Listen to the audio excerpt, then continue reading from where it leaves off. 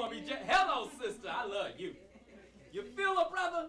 Who is that? So we're going to back up a little bit. We already started talking about who's in your circle and who we have in our circle, who we got to strategically place in our circle. Because let me share this with you real quick. When we're on the streets or when we're in our neighborhood or when we're growing up and we've been in high school and we got our friends will say, you my dude, you my girl. You go down, I go down. If they mess with you, they got to mess with me, right? Am I right? That's your crew, right? That's your circle. But check this out. If you're getting a D in your class and they're getting a B plus or an A, what information is shared? Girl, man, you stupid. You dumb. You gonna flunk. Average American has 80,000 thoughts per day and 70% of them negative. And we say and do things out our mouth that we do not consciously catch or are aware of because we don't really think about it. And those are pertinent things that we have to think about with individuals that are in our circle. And that's what we're going to touch on that today. Because there's a direction that I had to take my life into in order to identify who's in my circle and who's worthy enough to be in my circle. And we're going to have several circles. Anything that is against that has to go. You feel me? And that happens in a lot of areas of our life. We think that we're abandoning friends, but that's not the case. When you're on a mission, you got to be on your mission. You feel me? You got to stay the course. If an individual is not on that course with you, you have to place them in another category. Nothing personal. Because I have never heard of any friends or family knocking on our door saying, let me take care of your bills this month. Let me go to class for you. They won't know. You feel me? So it's up to us. It's an individual thing. This is a one-on-one game plan. You feel me? So we're going to touch base into that, but it's nothing personal to that friend in God. When you start moving and staying on that course, people start to understand your direction in life. So let's get this. What is your direction in life? Always have your 30-second commercial right, because it's better to be prepared and not have an opportunity than to get an opportunity and never be prepared for one. Some people catch that in the morning. Think about it. What I would tell employers is that, sir, ma'am, every employer believes they're getting 100% of their employees' efforts. If your employee is at a 50% level of self-esteem, self-worth, self-determination, self-motivation, I actually want to be here, you're getting 100% of that 50%, thus your productivity level is low. What my company does is come in here and we do what's called human capital investment. We increase the self-esteem, self-worth, self-determination, I actually want to work for you ability within your employees, thus your productivity level increases. Better to be prepared and not get an opportunity than to get an opportunity and not be prepared. So I just shared with you your 30-second commercial, you're being prepared, and then having a focus, staying the course, identifying strategically placing individuals in your circle.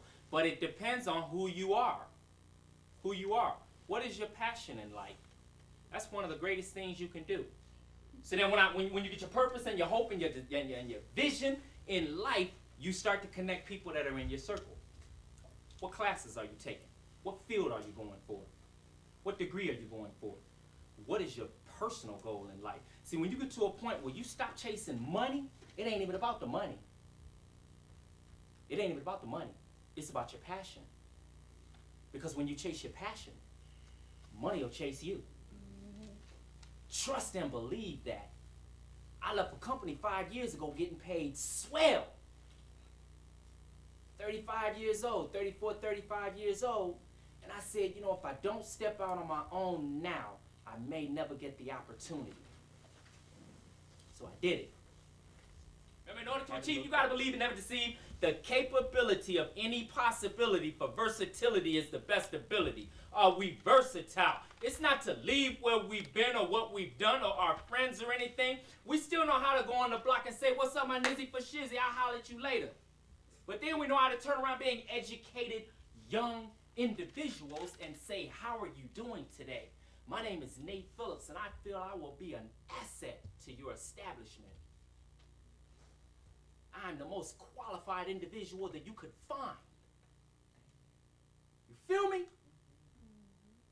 And then we walk right out of there and can go throw our jeans and t-shirts and on and say, I think I got it.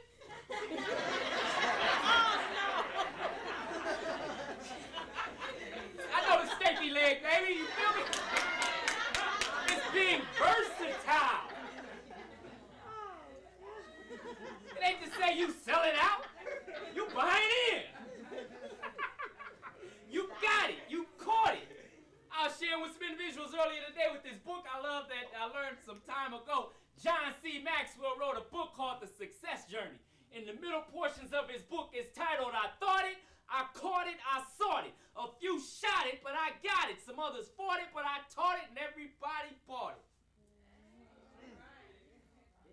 I thought it. Anything you want to do in life. Before you came to Cleveland State University, you said, I want to go to get this degree.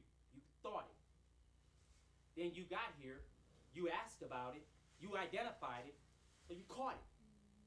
You registered for class, you got in class, you sought it.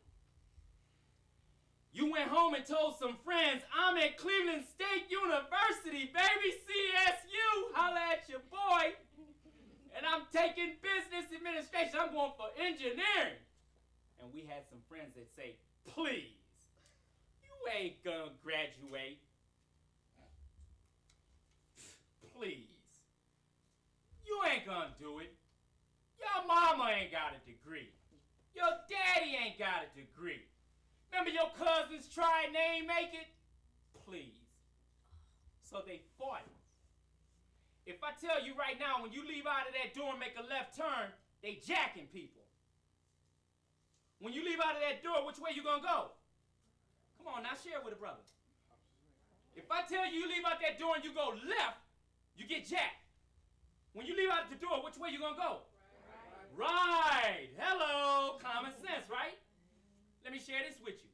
When I tell you that you're gonna share your dreams, hopes, desires, ambitions with somebody, and they're gonna tell you you can't do it.